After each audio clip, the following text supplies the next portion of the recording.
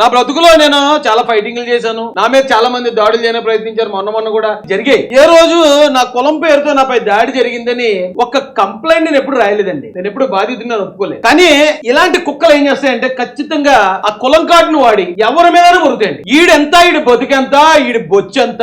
ఈ బొచ్చుగాడు వచ్చి చంద్రబాబు గారిని, లోకేష్ గారిని, పవన్ కళ్యాణ్ గారిని విదేశాలు పారిపోకపోతే నేను మీ పెక్కట్టు చేస్తాను అంటున్నాడు. మరి ఇలాంటి బొచ్చుగాళ్ళని ఏం చేయాలండి? ఒరే జాడా బ్రీడ్, నేను నీకు ఒక సవాల్ ఇసిరాను అప్పట్లో. ఈడు ఒకసారి ఏమన్నాడు ఏంటంటే, నేను పలానా కోర్టులో ఏదో నేను ఉద్యోగం చేసేటప్పుడు రాజేష్ అంటూ వచ్చి నా ముందు చేతులు కట్టుకుని నిలబడ్డాడు అన్నాడు ఈ కుక్క. అప్పుడు నేను ఇడికో సవాల్ ఇచ్చాను. ఒరే నువ్వు నిజంగా నీ అబ్బకే పుట్టుంటే, ఒకరికే పుట్టుంటే అది ప్రూవ్ చేయరా. ప్రూవ్ చేయకపోతే నీ అబ్బ నువ్వు 10 మంది పుట్టినట్టే అని అప్పుడున్న కోపంలో అన్నాను. ఓకే, ఆ తల్లిని మనం అవమానించకూడదు కాబట్టి ఇప్పుడు అంటలేదు. కానీ ఈ కుక్క ప్రూవ్ చేయలేదు ఇప్పుడు.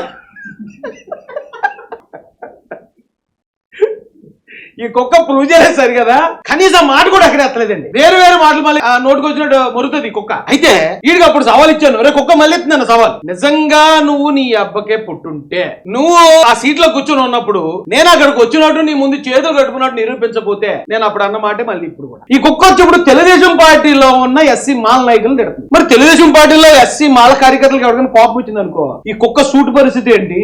ఈ కుక్క పైన మిగిలిన ఆ 4 గంటల బొచ్చు పరిస్థితి ఏంటి? లేదా నిజంగా పరిగెట్టించేయాలి, మా దగ్గర అధికారం వచ్చిన వెంటనే పరిగెట్టించాలంటే ఎంత? ఈ కుక్క బతుకెంత?